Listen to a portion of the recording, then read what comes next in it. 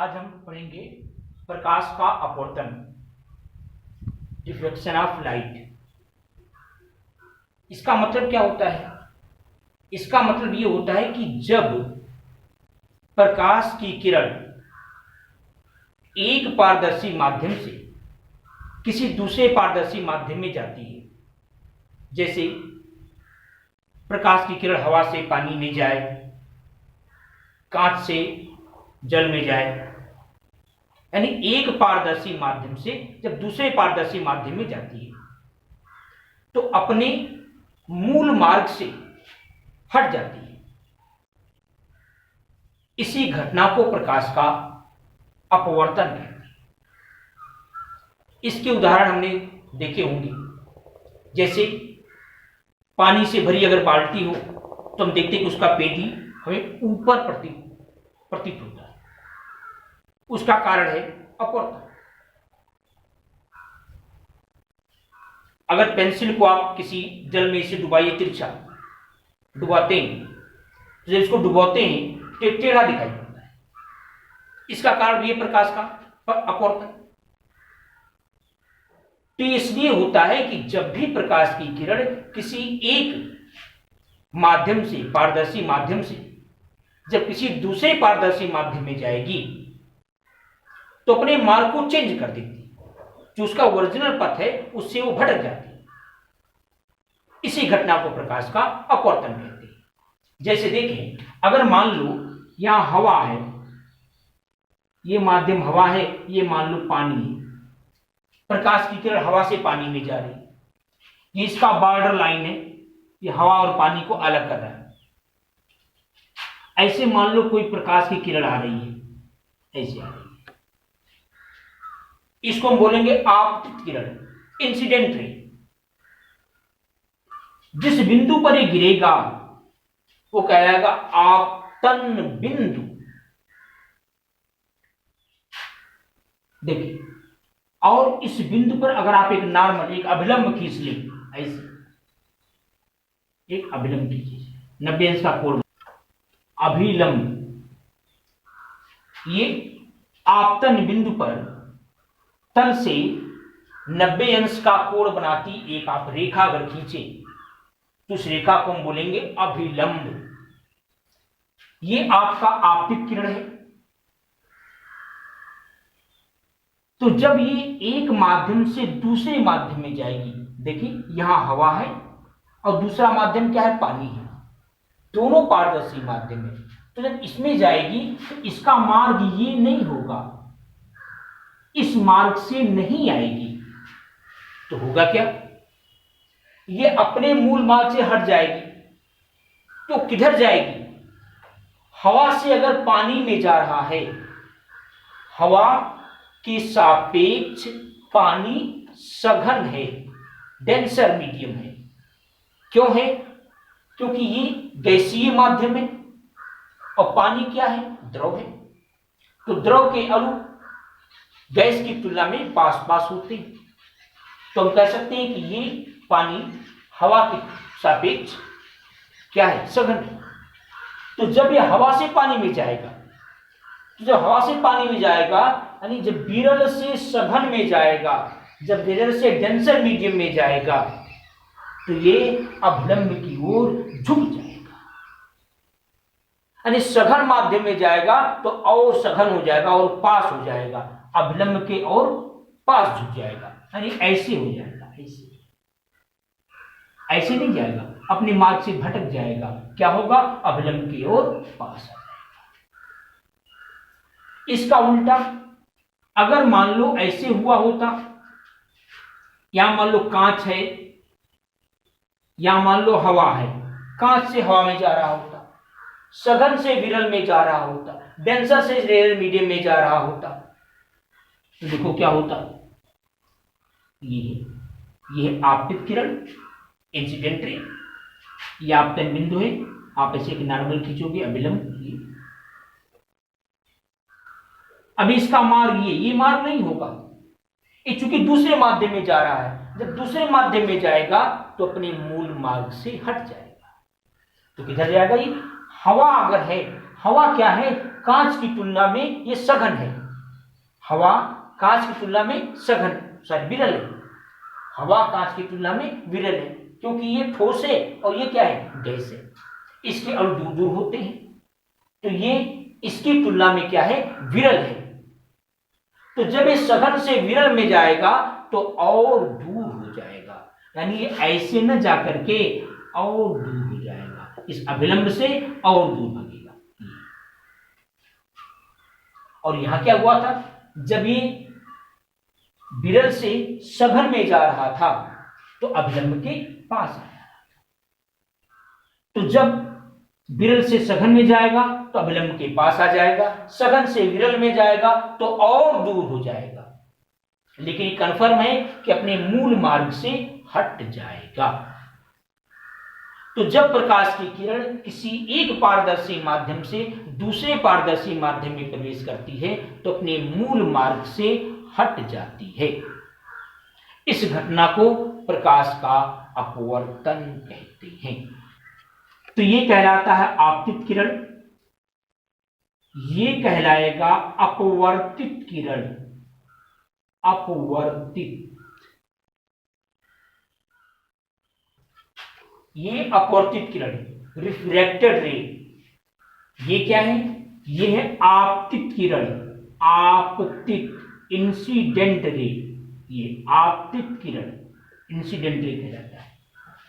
ये अपवर्तित किरण। आपतित किरण और अपवर्तित किरण के बीच जो कोण बनता है, आपतित किरण और अभिलंब के बीच जो कोण बनता है, इसको हम I से डिनोट करते हैं और इसको कहते हैं आपतन कोण। आपतन कोण कहते हैं, ये आपतन कोण है। और ये देखें, ये अपवर्तित किरण है। अपवर्तित किरण और अभिलंब के बीच जो कोण बनता है, इस कोण को हम R से व्यक्त करते हैं और इसको कहते हैं अपवर्तन कोण। इसको कहते हैं अपवर्तन कोण। इसको कहते हैं इंसिडेंट एंगल। आपतित किरण को इंग्लिश में कहते हैं इंसिडेंट एंगल। और ये है अपवर्तन कोण। इसको हम I से व्यक्त करते हैं, इसको हम आमतौर पर R से व्यक्त करते हैं। अब देखें अपवर्तन के नियम क्या क्या है। अपवर्तन के नियम जानने के लिए पहले हमें जानना होगा अपवर्तनांक क्या होता है, निरपेक्ष अपवर्तनांक क्या होता है। ये जानिए कि किसी भी पारदर्शी माध्यम में प्रकाश की चाल फिक्स होती है और ये हर माध्यम की अलग अलग होती है। वायु में दूसरी होगी, कांच में दूसरी होगी, जल में दूसरी होगी। हर एक माध्यम में प्रकाश की चाल अलग अलग होती है। और निर्वात या वायु में प्रकाश की चाल को आमतौर पर हम C से व्यक्त करते हैं और इसकी वैल्यू होती है लगभग 3 × 10⁸ मीटर पर सेकेंड, यानी 3 लाख किलोमीटर पर सेकेंड। यह होता है आमतौर पर वायु में या निर्वात में प्रकाश की चाल। तो ये निर्वात या वायु में प्रकाश की चाल 3 लाख किलोमीटर पर सेकेंड या 3 × 10⁸ मीटर पर सेकेंड होता है। अब देखें, और किसी अन्य माध्यम में जैसे कांच में या जल में या किसी भी पारदर्शी माध्यम में प्रकाश की चाल इससे कम ही होगी। सबसे अधिक चाल निर्वात या वायु में ही होती है। तो अगर मान लो हमें कांच का निरपेक्ष अपवर्तनांक निकालना है, इसको हम मान लो n से प्रदर्शित कर रहे हैं। अगर हमें कांच का निरपेक्ष अपवर्तनांक निकालना है तो इसका मतलब होगा निर्वात या वायु में प्रकाश की चाल यानी C और बटे कांच में प्रकाश की चाल, यानी निर्वात या वायु में प्रकाश की चाल यह अंश में रहेगा और नीचे कांच में प्रकाश की चाल से अगर भाग दिया जाएगा तो कांच का निरपेक्ष अपवर्तनांक निकलेगा। अगर जल में प्रकाश की चाल से भाग दिया जाएगा तो जल का निरपेक्ष अपवर्तनांक। निर्वात या वायु में जो प्रकाश की चाल है उसमें अगर हम भाग देंगे जल में प्रकाश की चाल से तो जल का निरपेक्ष अपवर्तनांक होगा। अगर कांच में प्रकाश की चाल से भाग देंगे तो कांच का निरपेक्ष अपवर्तनांक कहलाएगा। तो ये हो गया निरपेक्ष अपवर्तनांक n बराबर c/v। अब देखिए अपवर्तन का नियम क्या होता है। अपवर्तन का जो प्रथम नियम है, फर्स्ट लॉ है, प्रथम नियम, वो ये कहता है कि किसी भी एक तरंगदैर्घ्य की किरण के लिए आपतन कोण के साइन मान और अपवर्तन कोण के साइन मान, जैसे मान लो अगर ये 30 अंश है, एग्जाम्पल, अगर ये 30 अंश है, मान लिया 28 अंश है, तो साइन 30 अंश बटे साइन 28 अंश, यानी आपतन कोण के साइन मान किसी भी प्रकाश की किरण के लिए, किसी एक तरंगदैर्घ्य की प्रकाश की किरण के लिए आपतन कोण के साइन मान और अपवर्तन कोण के साइन मान का जो अनुपात होता है वो फिक्स होता है और उसको हम कहते हैं पहले माध्यम के सापेक्ष दूसरे माध्यम का अपवर्तनांक। फिर से सुनिए, किसी तरंगदैर्घ्य की प्रकाश की किरण के लिए आपतन कोण के साइन मान और अपवर्तन कोण के साइन मान का जो अनुपात होता है वो फिक्स होता है और उसको हम कहते हैं पहले माध्यम के सापेक्ष दूसरे माध्यम का अपवर्तनांक 1 इस तरह से शो करते हैं। तो ये पहला नियम हो गया, एक बार दोबारा सुन ले इसको। ये किसी दो फिक्स माध्यम से, मान लो हवा से पानी में जा रहा है, तो अगर माध्यम चेंज करेंगे तो अलग अलग होगा, ये बात ध्यान देनी होगी। किसी दो फिक्स माध्यम के लिए आपतन कोण के साइन मान और अपवर्तन कोण के साइन मान का जो अनुपात होता है वो सदैव कांस्टेंट होता है और उसे कहते हैं पहले माध्यम के सापेक्ष दूसरे माध्यम का अपवर्तनांक। इसको हम ऐसे भी लिखते हैं n2/n1, ऐसा भी लिख सकते हैं। n2 क्या है? ये दूसरे माध्यम का निरपेक्ष अपवर्तनांक है। n1 क्या है? ये पहले माध्यम का निरपेक्ष अपवर्तनांक है।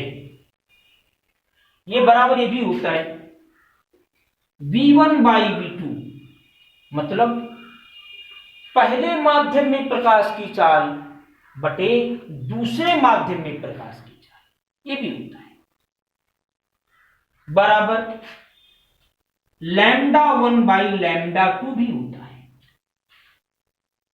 यानी पहले माध्यम में प्रकाश की तरंगदैर्घ्य बटे दूसरे माध्यम।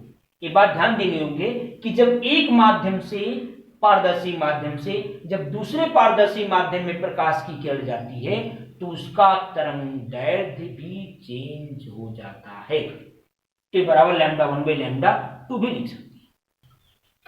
और यहां एक बात और भी क्लियर जान लें, मैंने कहा कि जब प्रकाश की किरण एक पारदर्शी माध्यम से दूसरे पारदर्शी माध्यम में जाती है तो उसकी तरंगदैर्घ्य चेंज हो जाती है, चाल भी चेंज हो जाती है, लेकिन आवृत्ति यानी फ्रीक्वेंसी में कोई परिवर्तन नहीं होता है। ये बात निश्चित हो जानी चाहिए, कंफर्म जानिए, आवृत्ति में परिवर्तन नहीं होगा। क्या क्या बदलेगा? तरंगदैर्घ्य बदलेगा और क्या बदलेगा?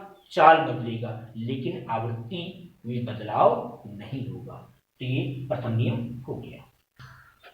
सेकंड लॉ देखो किसे क्या होता है। सेकंड लॉ ये कहता है कि आपतित किरण, इंसिडेंट रे, आपतित किरण आपतन बिंदु पर खींचा गया अभिलंब, यानी नॉर्मल जो आप खींच रहे हो, और अपवर्तित किरण, ये रिफ्लेक्टेड रे, ये आपतित किरण ये अभिलंब और ये अपवर्तित किरण, ये तीनों एक ही तल में होते हैं। कैसे देखें, आपतित किरण और आपतन बिंदु पर खींचा गया अभिलंब, अभिलंब कहां, आपतन बिंदु पर खींचा गया अभिलंब, और ये अपवर्तित किरण, ये तीनों एक ही तल में होते हैं। ये हो गया दूसरा नियम। यानी कहने का आशय ये है, इसको आप ऐसे समझ सकते हैं जैसे ये आपतित किरण है, ये मान लो आपतन बिंदु हुआ और इस पर अभिलंब हो गया, तो ये आपतित किरण और ये अभिलंब, ये दोनों देखो व्हाइट बोर्ड के तल में है, व्हाइट बोर्ड से चिपके हुए हैं, व्हाइट बोर्ड के तल में है। तो कंफर्म है कि ये जो अपवर्तित किरण होगा ये भी ऐसे ही होगा, इसी तल में होगा, इससे ऊपर या नीचे ऐसे नहीं, छोड़ेगा नहीं इसको, ये भी इसी तल में ही होगा। इसका मतलब है कि ये तीनों एक तल में होंगे। ये है द्वितीय नियम।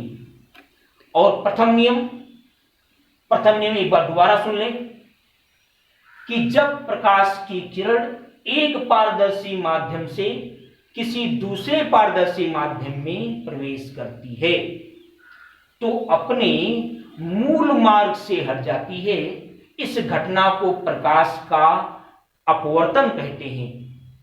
इसका जो प्रथम नियम है वो ये कहता है कि किन्हीं दो पारदर्शी माध्यमों के लिए आपतन कोण के साइन मान और अपवर्तन कोण के साइन मान यानी साइन आई और साइन आर का अनुपात सदैव कांस्टेंट होता है, नियतांक होता है, और उसे पहले माध्यम के सापेक्ष दूसरे माध्यम का अपवर्तनांक कहते हैं। 1 और 2 बराबर sign I by sign are.